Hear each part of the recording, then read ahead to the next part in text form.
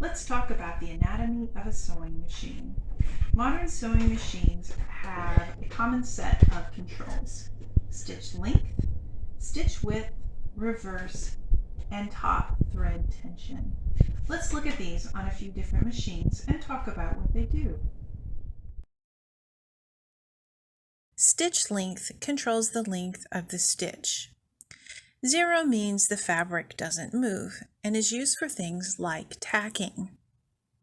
The larger the number, the longer the stitch. Stitch width controls the width of the stitch. It is most often represented by a zigzag line.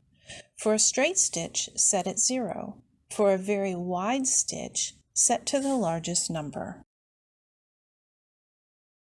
Reverse is used at the beginning and end of every permanent seam to prevent the stitches from unraveling.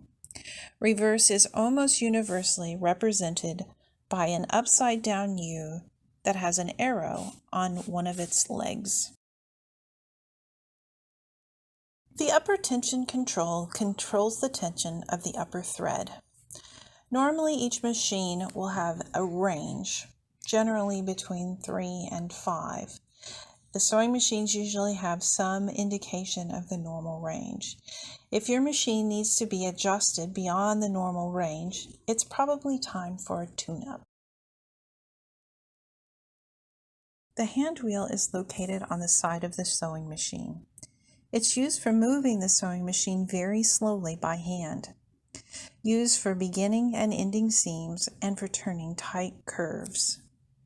The needle plate is a metal plate that covers the area beneath the presser foot and feed dogs. It's marked in 1/8 inch increments for easily controlling seam allowance. The feed dog have tiny teeth that pull the fabric along, allowing the machine to stitch in a forward motion or reverse when the reverse button is pushed. The presser foot holds the fabric in place against the feed dog. The presser foot lever lifts the presser foot up and down, enabling the placing and removing of fabric from beneath the presser foot. Thread guides vary greatly from machine to machine, but generally there's a set of arrows and a set of numbers that will show you how the thread is guided from the spool across the machine and down to the upper tension control. The thread will take a path from the upper tension control to the thread take-up lever.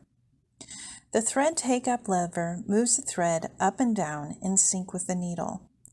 For beginning and ending seams, make sure the lever is at the home position to minimize tangles and frustrations. A sewing machine uses 2 threads, one from the top and one from the bottom.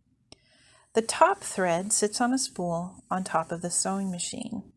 The bottom thread must be wound from the spool of thread onto a bobbin using the bobbin winder.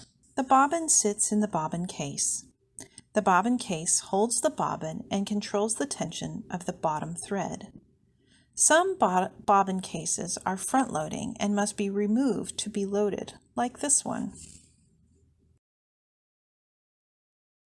Other bobbin cases are top-loading. The case is not removed. The bobbin is simply placed in the case, and the thread is guided through the bottom tension.